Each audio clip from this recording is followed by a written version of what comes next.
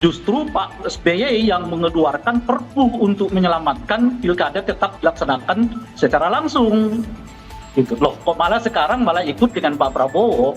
Khusus menyangkut pilkada Bapak Presiden, 1 tahun lalu kami menyampaikan kalau bisa pilkada dipilih lewat DPR saja.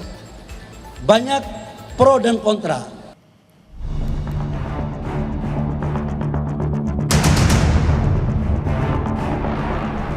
Sikap Partai Demokrat soal mekanisme kepala daerah dipilih melalui DPRD kini berbalik arah. Demokrat menyatakan akan sejalan dengan Presiden Prabowo Subianto soal wacana perubahan sistem pilkada melalui DPRD. Sebelumnya, Presiden melempar wacana kepala daerah seperti gubernur hingga bupati dan wali kota kembali dipilih lewat DPRD untuk mengurangi ongkos politik. Terkait dengan penentuan terhadap sistem pilkada ke depan, Partai Demokrat sejalan dan sebaris dengan Presiden Prabowo Subianto.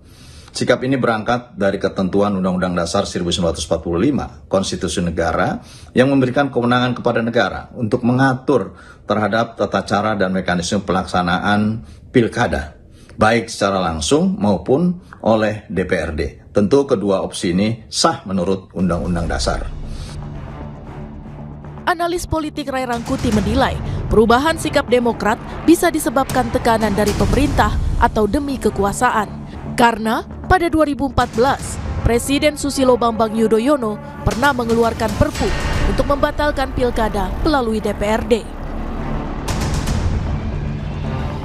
Ya saya kira karena ada sesuatu lah yang membuat Demokrat itu berubah haluan dengan drastis. Ini kan berubah haluannya itu bisa 100%. Karena sebelumnya itu kan justru Pak SBY yang mengeluarkan perpu untuk menyelamatkan pilkada tetap dilaksanakan secara langsung. Gitu. Loh, kok malah sekarang malah ikut dengan Pak Prabowo. Jadi argumen-argumen yang kita yang substantif lah macam-macam nggak kedengaran gitu. Itu artinya apa? Ya artinya ada mungkin tekanan dari pemerintah dan ada kecintaan terhadap kekuasaan dari Partai Demokrat gitu loh. Jadi kalau dihadapkan Anda ikut visi misimu atau Anda ikut Pak Prabowo, ya Demokrat milih ikut Prabowo ketimbang ikat visi misi mereka gitu. Sikap Demokrat menyusul sejumlah parpol lain di parlemen yang sudah lebih dulu menyatakan dukungan. Wacana pilkada melalui DPRD kembali mencuat setelah disuarakan Presiden Prabowo dan Partai Golkar. Selain berbiaya besar, Ketum Partai Golkar Bahlil Lahadalia bilang pilkada langsung sering memicu konflik di daerah.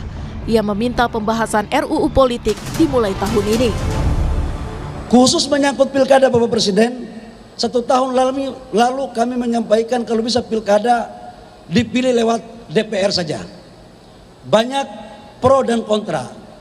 Tapi setelah kita mengkaji, alangkah lebih baiknya memang kita lakukan sesuai dengan pemilihan lewat DPR Kabupaten Kota, biar tidak lagi pusing-pusing. Oleh karena itu kami memandang pembahasan RUU bidang politik seyogyanya bisa dimulai tahun depan.